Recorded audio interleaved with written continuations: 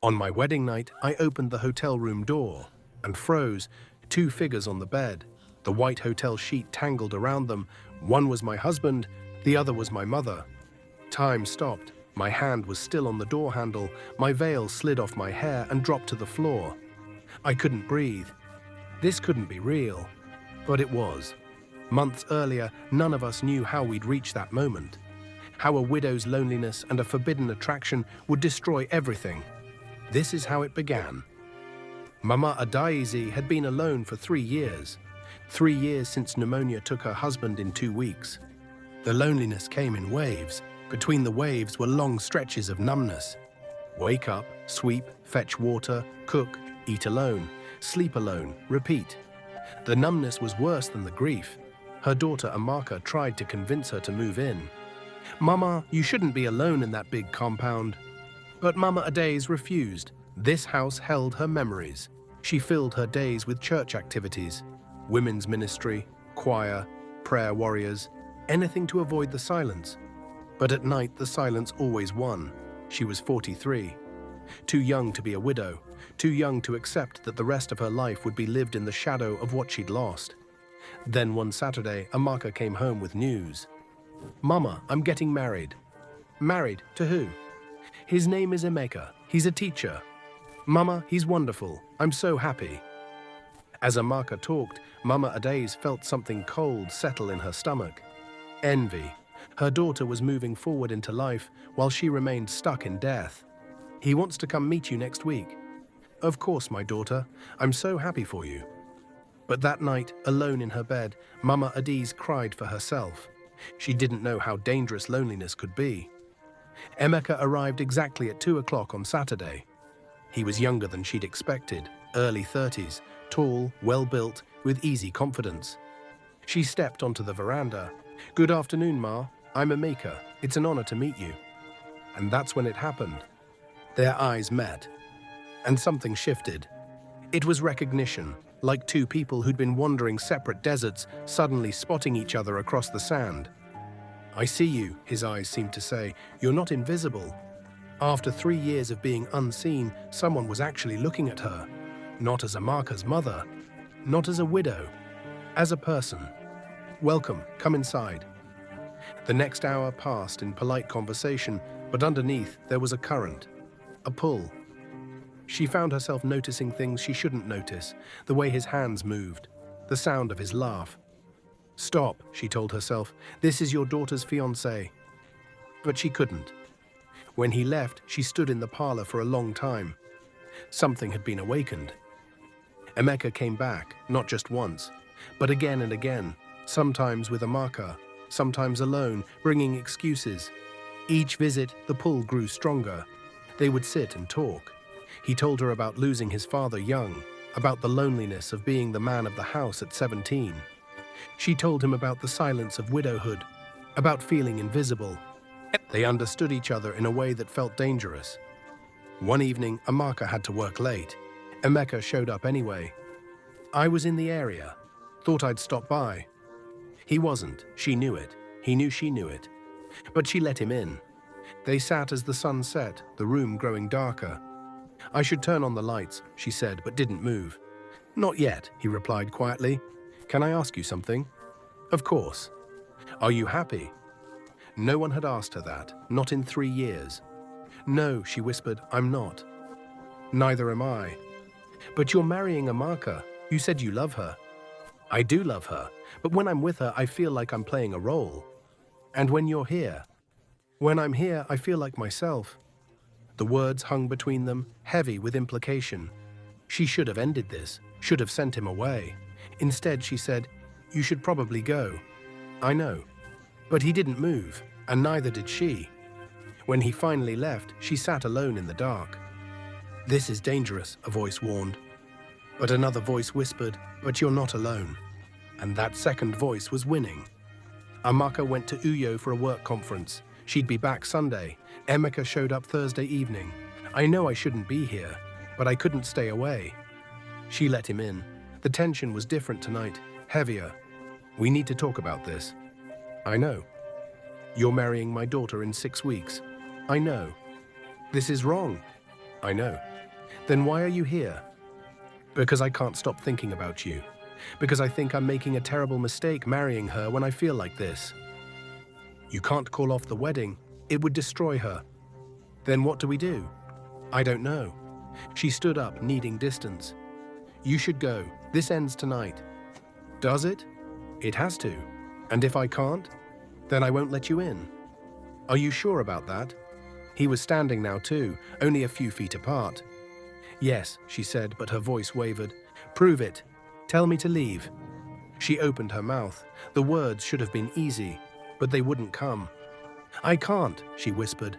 And then he crossed the space and kissed her. Desperate, hungry, wrong, but also right in a way that terrified her. She kissed him back, pulling him closer even as her mind screamed to stop.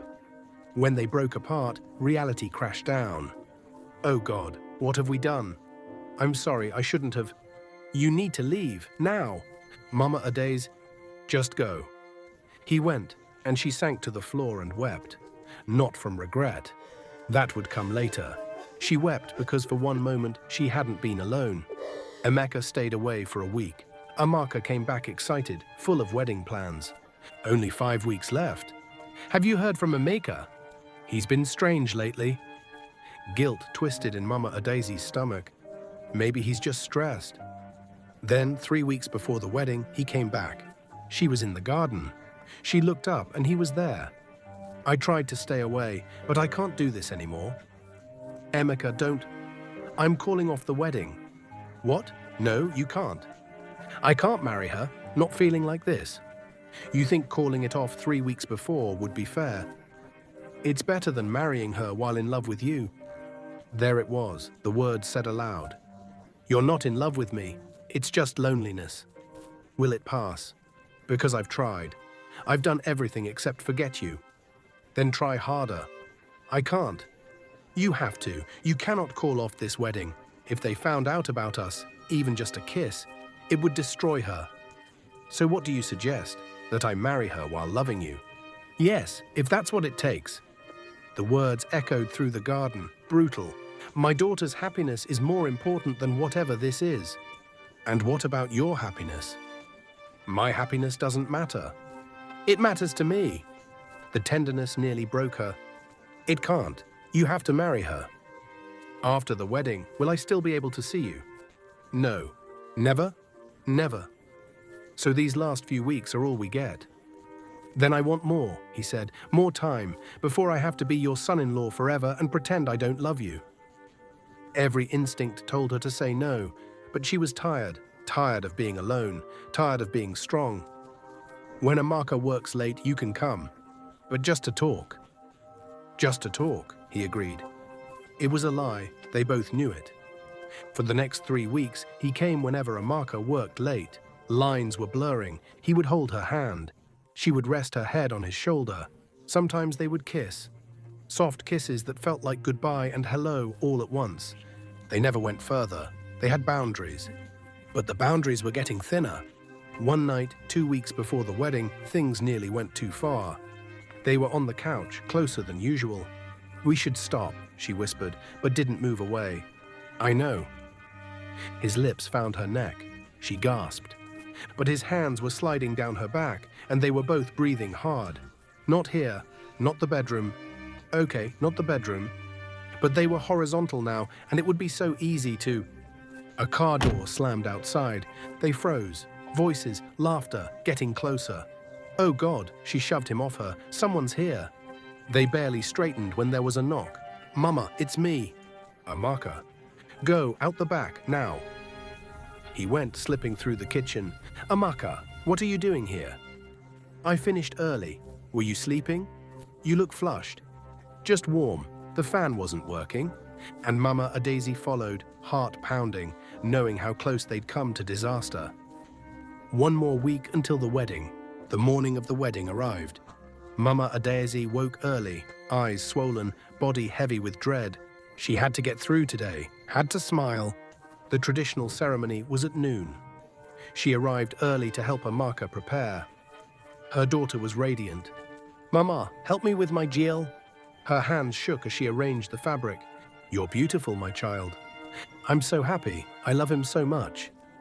Each word was a knife. He's a good man. He'll take care of you. Amaka hugged her tightly. I love you so much. I don't know what I'd do without you. Mama Adaisy closed her eyes, memorizing this moment, because after today, things would never be the same. I love you too, she whispered.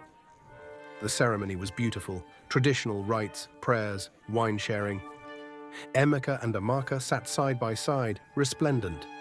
Emeka didn't look at her, not once. But then, during the wine ceremony, his eyes flickered up. Just for a second. They found Mama Adaise in the crowd. Pain, longing, resignation. Goodbye. She looked away quickly. The reception was worse. Hundreds of people dancing, eating, celebrating. Mama Adaise smiled through it all, posed for photos, died a little more with each passing hour, until the mother-son dance. When Emeka's mother finished, the MC called for Mama Adaise. And now, the groom will dance with his new mama. She had no choice. Everyone was watching. She walked to the dance floor on legs that felt like lead. The music started, a slow, traditional song. He placed one hand on her waist, took her hand with the other. Proper, respectful, the appropriate distance. But the moment they started moving, she felt it. The electricity, the unbearable rightness of being in his arms. Smile, people are watching. She did, a bright fake smile. This is torture, he breathed. I know. They turned slowly, maintaining the facade. No one could see the agony beneath. After tonight, we'll never be this close again. I know. I'll try to be a good husband, to make her happy. That's all I ask. The song was ending. Mama Adaise, don't. I love you. The words hit her like a blow. Don't, she repeated, but her voice broke. The music stopped. Applause erupted. They separated, and she returned to her seat, smile in place, heart in pieces. The evening ceremony at the church was shorter. Western vows, white dress. I do's that echoed. Then it was over. Rice thrown, photos taken. The couple whisked away to Cedar Court Hotel, and Mama Adaise felt something inside her die. At midnight, she finally made it back to her empty house. She took off her gold wrapper, washed away the makeup. And then she sat on her bed and stared at nothing. It was over, really over. Her phone buzzed, a text from an unknown number. I can't do this. I'm leaving the hotel. I need to see you. I'm coming to your house. I'm sorry, but I can't stay away anymore. E. Mama Adaise stared in horror. No, no, no, no. He'd just gotten married. Amaka was waiting. She typed frantically, no, don't come here. Go back to your wife. The response came immediately. I'm already on my way. I left. I told her I needed cigarettes. I can't spend my wedding night with her when all I can think about is you. Her hands shook. Emeka, please, go back, now. I can't. I need to see you just one more time. But even as panic flooded her, a darker voice whispered, he's coming. He chose you. Wrong. She forced herself to type, if you come here, I won't let you in. No response. 5 minutes passed, 10. Then she heard a car pull in. She rushed to the window. Emeka was climbing out, still in his wedding clothes, face desperate. He came to the door, knocked. Mama Adaise, please, let me in. She should ignore him. Instead, she unlocked the door. He looked terrible, eyes wild, hair disheveled. What are you doing here? Your wife is waiting. I know it's wrong. He stepped inside, but I couldn't do it. I couldn't lie in that bed with her and pretend.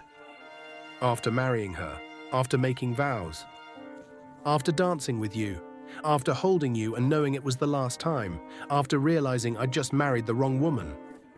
Don't say that. It's true. I love you. Not her. You. She's your wife. I know, and I hate myself for it. They were shouting now. You need to leave, right now. I already did something I can't take back. The moment I said I do to her while loving you. Then don't make it worse. How could it be worse? You could kiss me. You could take me to my bedroom. And then tomorrow you'd have to look your wife in the eye, knowing you betrayed her on your wedding night. His hands fell. He stepped back. You're right. I shouldn't be here. No, you shouldn't. I'll go back. She'll know something's wrong. Then what do I tell her? The truth, that you were overwhelmed, that you needed air. Just don't tell her about me." He nodded. "I'm sorry. Just go." He turned, then stopped. "If I go back now, this really is the end, isn't it?" This was goodbye. He stood there for a long moment, then walked out. She watched his car drive away, and she believed it was over. She was wrong. Emeka drove back to Cedar Court Hotel in a daze, but as he pulled into the parking lot, he couldn't make himself get out.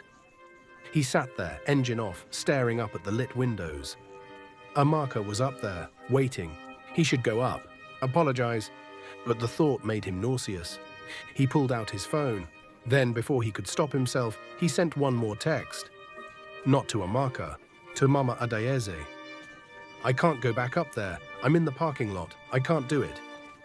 The response came, "You're having cold feet. It's normal. Take a deep breath, then go upstairs." "What if I can't?" "You have to. Come to the hotel." Her response was immediate. "Absolutely not. Please, just for a moment. I need you to help me do this." "Emeka, no. I'm begging you." A long pause, then, "Where are you?" "Parking lot, east side." He waited, 5 minutes, 10. Then he saw her car pull in. She was still in her gold wrapper, hair messy, makeup smudged. She got into his car without a word. They sat in silence. "This is the stupidest thing either of us has ever done," she finally said. "I know." "Your wife is upstairs." "I know. So tell me what you need to hear so you can go back up there." "I need you to tell me that I did the right thing, marrying her." "You did." "Say it like you mean it." She took a deep breath. "You married a good woman who loves you. You did the right thing." "And us?" "There is no us. We're just two lonely people who found each other at the wrong time." It didn't feel wrong. It was wrong anyway. He reached over and took her hand. "I need to say goodbye. Really say it." She nodded, tears streaming. "Goodbye, Emeka." "Goodbye." They sat like that, hands clasped, crying silently. And then he leaned over and kissed her. It wasn't supposed to happen, but grief and desperation and weeks of longing all converged. The kiss was soft at first, but then it deepened, became hungry, desperate. "We can't," she gasped. "I know. This is wrong. I know." But neither stopped. His hand tangled in her hair. Her fingers clutched his shoulders. "Come upstairs," he whispered. Reality crashed back. "What? No. She's asleep by now. The room has 2 sections. We can just talk." "You're insane." "Please."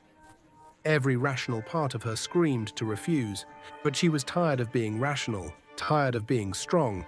For once, she wanted to be selfish. "If anyone sees us, the elevators are around back." 5 minutes, just to talk. 5 minutes. They got out, moved through the shadows toward the back entrance. The hotel was quiet, the lobby empty except for a drowsy clerk. They took the service elevator, rode up in silence. When the doors opened, Mama Adaze almost turned back. "This is madness. Your daughter is sleeping down that hall." But he took her hand, and she followed. He led her to a different room, not the honeymoon suite. "I booked this separately, for storage. Amaka doesn't know about it." He unlocked the door. They stepped inside. A regular hotel room, a queen bed, a desk, a chair. "We shouldn't be here," she said, but didn't move. "I know." "Your wife is sleeping 3 doors down." "I know."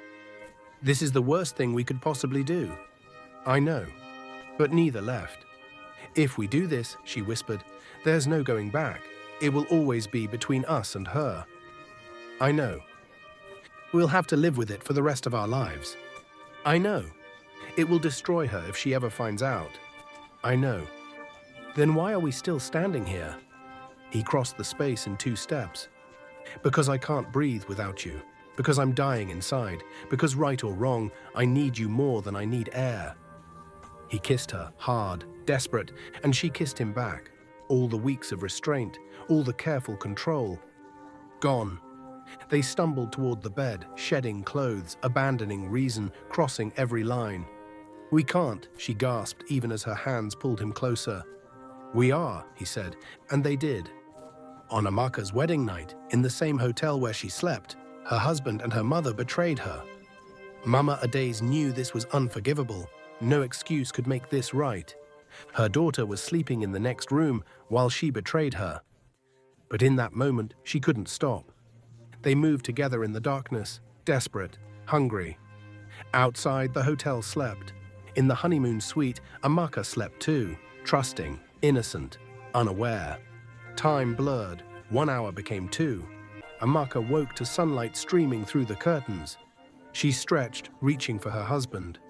The bed was empty. She sat up, confused. The room was silent. No sound from the bathroom. "Amika?" she called out. No answer. She checked the bathroom. Empty. The sitting area. Empty. Her phone showed 6:47 a.m. Where was he? She tried calling. It rang and rang. No answer. Worry crept into her chest. She got out of bed, pulled on her robe, stepped into the hallway. The corridor was quiet. Early morning. Most guests still asleep. She walked slowly, checking both directions. Then she heard something. A sound, muffled, coming from down the hall. She followed it. Room 407, not their suite. The light was on. She could see it under the door. The sound again. A voice. Low. Intimate. Her hand reached for the door handle. It turned, unlocked. She pushed the door open, and her world ended. 2 figures on the bed, the white hotel sheet tangled around them. Her husband, Emeka, shirtless, eyes wide with horror, and beneath him, her mother, Mama Adaze, hair disheveled, clutching the sheet to her chest. Time stopped. Amaka's hand was still on the door handle. Her brain tried to make sense of what she was seeing. This couldn't be real. This was a nightmare. She was still asleep. This wasn't happening. But it was. Amaka. Emeka choked, scrambling off the bed. Mama Adaze's face crumpled. "Amaka, my child, please." The sound that came out of Amaka's mouth wasn't human. It was a scream. Raw, primal. The sound of something breaking. She stumbled backward into the hallway. Doors opened, heads appeared. What's happening? Who's screaming? Amaka couldn't speak, couldn't breathe.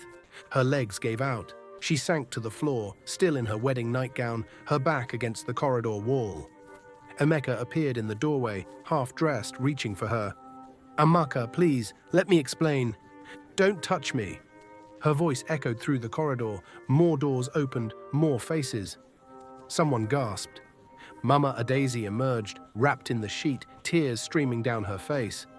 "Amaka, I'm sorry. I'm so sorry." "You!" Amaka's voice broke. "You!" She pulled off her wedding ring with shaking hands. The metal caught on her knuckle. She forced it, yanked it. Finally, it came free. She looked at it, the symbol of everything she'd believed in yesterday, everything that had just died. She threw it. It hit Emeka's chest and fell to the floor. "You were my mother," Amaka said, her voice eerily calm now. "You were my husband. Not anymore." Phones were out now, recording, flashing, whispers spreading like wildfire. "Is that the bride?" "Oh my God." "Her mother?" "On the wedding night?" "Abomination." Auntie Ngozi pushed through the crowd, saw the scene and wailed, "Oh God, what is this wickedness?" Amaka stood up slowly, her white nightgown, her bare feet, her face empty of all expression. She looked at her mother one last time. "I never want to see you again." Then she turned and walked back to the honeymoon suite, closed the door and locked it. Behind her, the corridor erupted, shouting, crying, phones recording everything.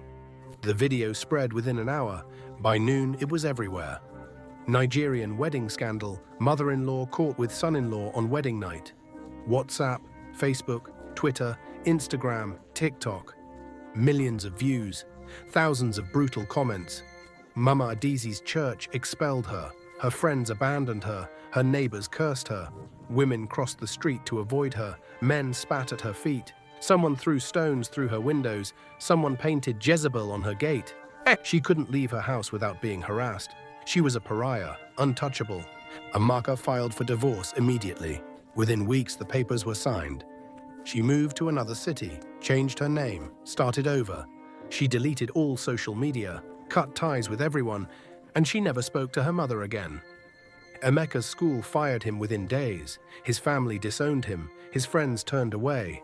The video followed him everywhere. Every interview ended in rejection.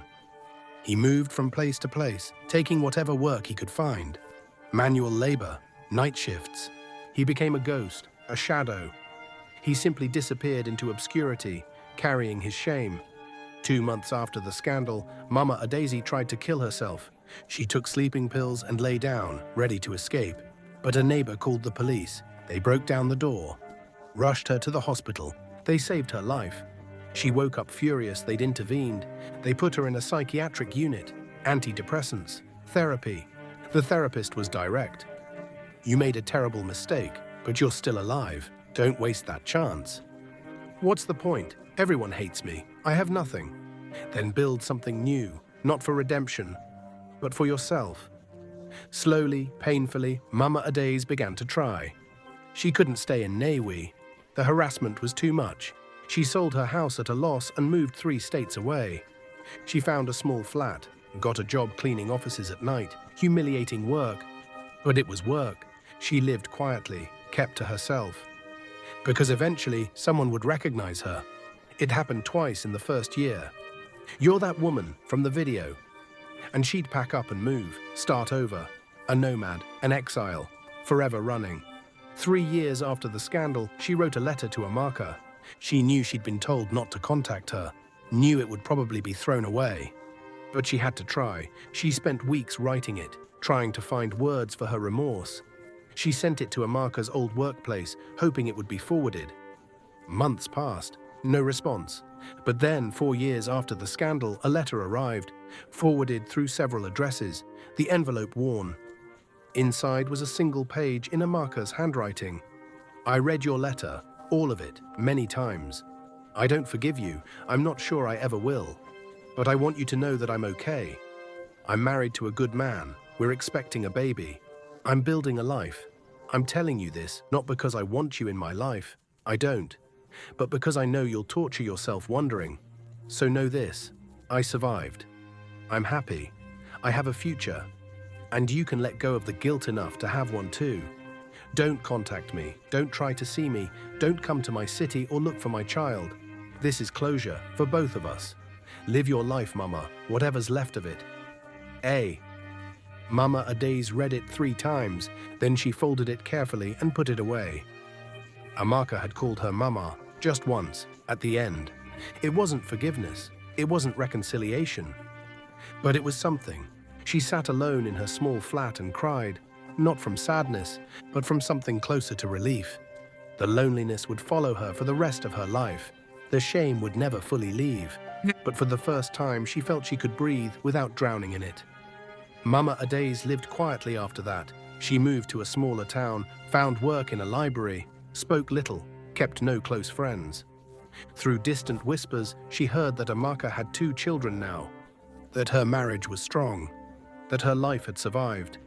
Mama Adaeze would never meet those grandchildren, would never hold them, would never be part of that future. That was the price she paid. Emeka disappeared completely. No one knew where he went. No one cared enough to ask. Years passed, but the story did not die.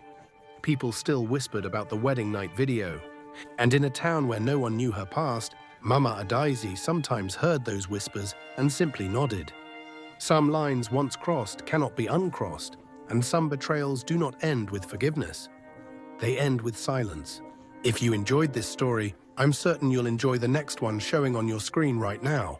Please click on the thumbnail to watch the next story. I'd appreciate your support.